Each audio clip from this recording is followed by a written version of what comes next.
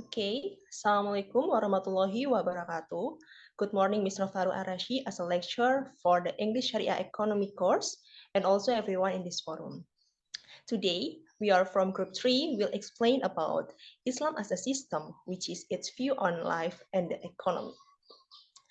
Okay, today material will be present by myself, Tina Rekamanda, with the assistant from my Group 3 teams, there is Tia Saadatul, Muhammad Azam, Sania Salsabila, Balkis, and also Alivia Della. Okay, for the first topic, it is Islamic Economics Activities Trade Principle.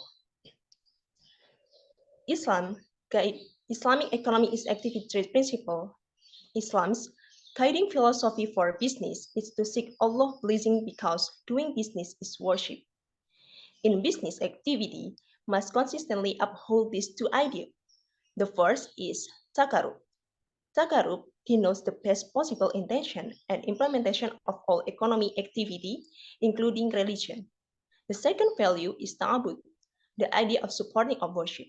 So the following things can be used to realize the two values is first, build peace and happiness. Trade can help you establish serenity and the pleasure since you can make money that you can later utilize to make your one and do more nice action. Maybe Tias can be next slide. Okay, the second tips is goal to support the family. The alms category includes company profit that can be used to support the family. And the third, attending to community needs. Living next to each other while maintaining commercial ties to one another can absolutely meet some of other demands. And the fourth, way to worship. All outreaches can definitely are utilized as kind of worship. And the fifth, alms. Through business activity, we are able to easily share what we have with each other because we already have plenty. And last, disqualifies iniquity.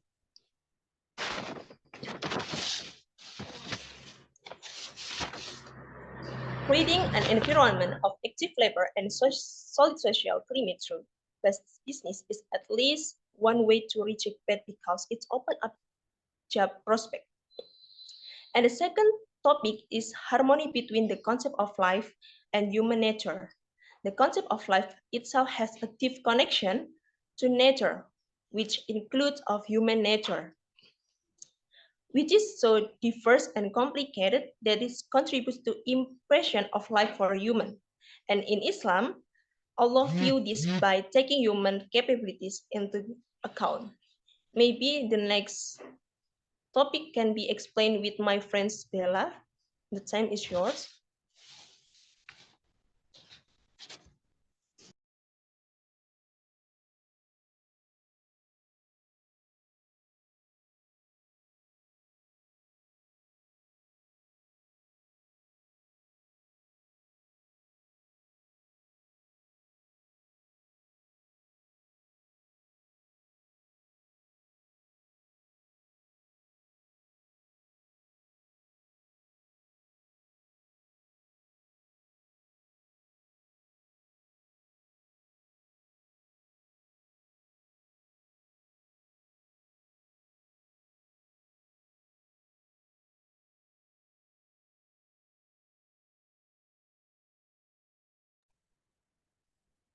Okay, thank you, Dinar. Next, characteristic of Islamic economy.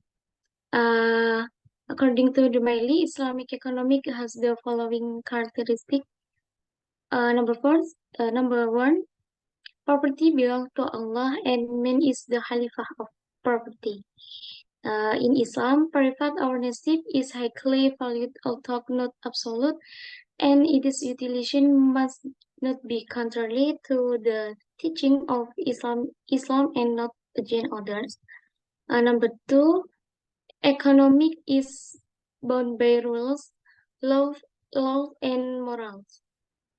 Number three, uh, balance between spirituality and materialism.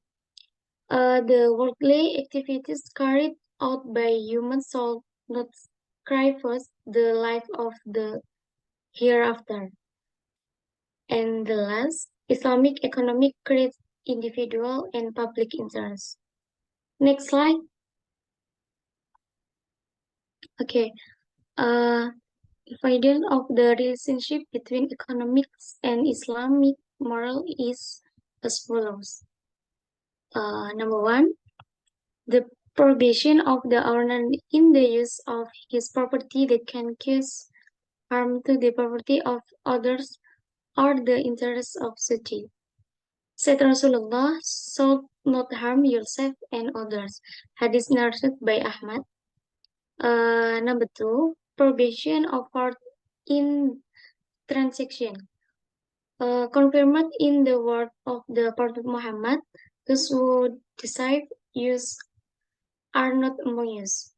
And the last, the prohibition of hoarding gold, silver, or other monetary means so as to prevent the circulation of money and inhibit its function in expanding the value of production.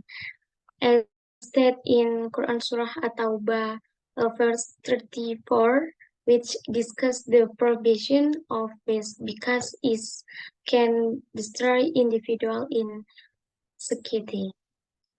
Okay, then the material about Islamic economic and national values will be explained by my friend Azam.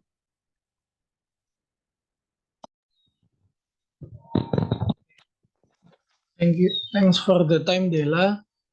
Islamic economic and national values. In general, the principle of Islamic economics are divided into three parts. Islamic economics principles are based on 5 universal values, which include Tauhid, justice, Nubuwah, Khilafah, and Ma'at. From these 5 universal values, 3 derived principles are built, namely multiple ownership, freedom to act, and social justice.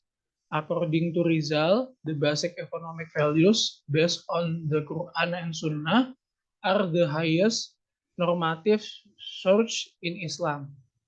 According to Chapra, the basic values that must be used in shaping this Islamic economy are as follows. The number one is Tauhid. Tauhid is the pure belief in the one true of God and that everything we do in this world will be accountable to God in the akhirat. Number two, the value of justice. Allah has commanded human to be sisterly by not tyrannizing and not being tyrannizing, so that its application in economic activities is that humans should not do evil to other or destroy nature in gain personal gain. The next is nubuwah. Nubuwah is prophethood. Every Muslim is ensured to emulate the qualities of the Prophet Muhammad SAW, which are exemplary to be applied in everyday life, especially in economic field. Number four is khilafah. Every human being is Allah khilafah, ruler on earth. He has been equipped with all the mental, spiritual, and material characteristics to carry out the mission effectively. This concept of khilafah carries our following implication: universal brotherhood, resource are a trust, simply lifestyle, and human freedom. And the next and the last one is ma'at, a result. In Islam, there is profit in the world and there is profit in the akhirat. Next will be presentation by my friend Sania. Thank you. Okay, now I'll present about limitation of Sharia economy. Islamic teaching without limiting individual freedom or creating of the macro and ecological landscape. As a Hanif said Islamic economic as a social science that studies the economic problem of society inspired by Islamic value.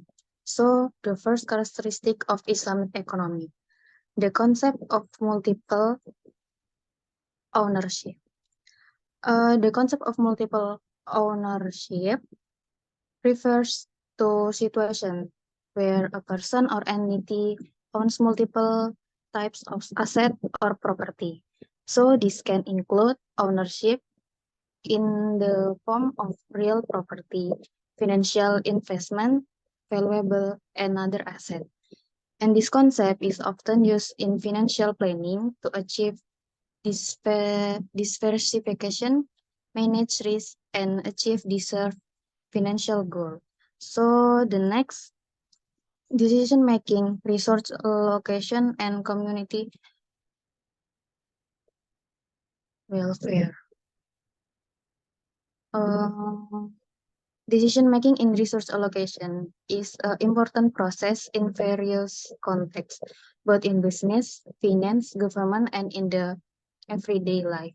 It involves choosing how to allocate times, limited resources such as money, time, labor, or equipment to achieve specific goals. So, prohibition of usury and implementation of zakat.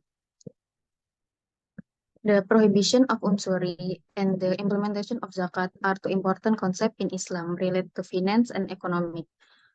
So, the second,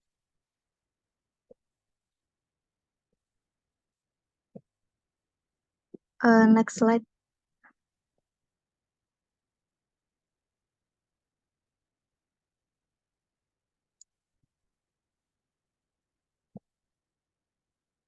The second, Islamic views on economic problems. Economic problems are born not caused by scarcity of material resources or limited natural wealth, but is caused by two fundamental factors. For the first, human behavior that commits injustice. So the secondly, denying the blessing of Allah Subhanahu wa Ta'ala. So this is about limitation of Sharia economic. The next presentation will explain to my friend Balkis.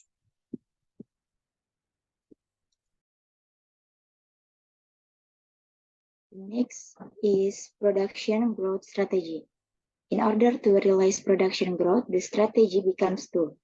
The first is doctrinal or intellectual strategy. The strategy is based on the assumption that humans who are motivated to work hard are considered to have performance act of worship. The second is legislative or legal strategy. For the sustainable of the doctrinal strategy above, the rule of law is needed to back up the doctrinal strategy. Next.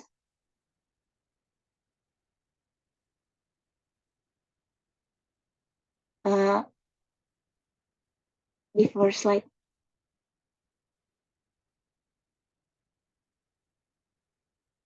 Okay. Some legislative strategies or rules of law offered by Sadr are as follows. The first is idle land can be confiscated by the state and redistributed to others who are able and willing to work on it. The second is prohibition of hima, which is owning land by force. The third, prohibition of unproductive transaction, such as buying cheap and selling it at a high price without working. The fourth is prohibition of usury, ikhtiar, concentration of wealth circulation, and excessive or wasteful action. And the last is regulating the market and controlling the market situation. Next. The next is economic policies to increase production. There are two economic policies that are carried out to increase production. The first, conduct a census survey related to the natural resources owned by the country, and the last is comprehensive examine the labor force in society and the various difficulties it faces. Okay, the next will be delivered by Yes.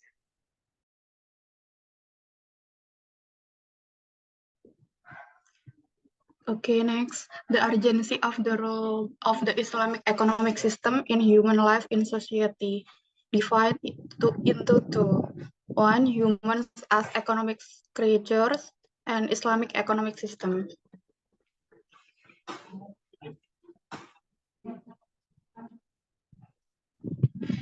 Human as economic creator, Sanusi. In this picture, it concludes that the meaning of human as economic creators is that an economic system can be likened to small circles that are interconnect with one another. The small circle are a subsystem that interact with each other and ultimately from a unified system in a large circle that moves according to existing rules, where those who interact in the economic system are humans.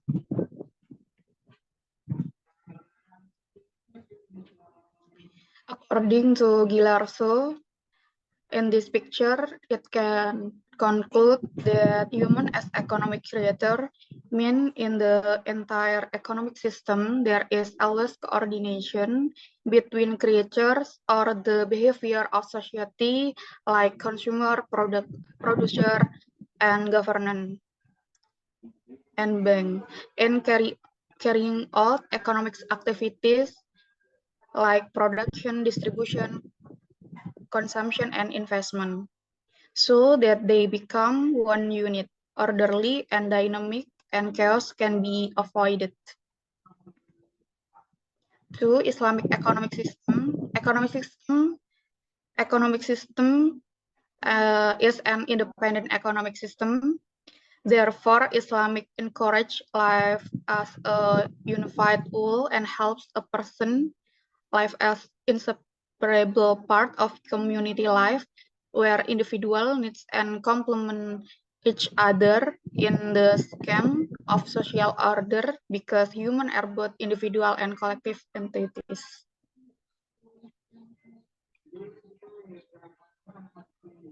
Okay, then I hand it back to Dinar.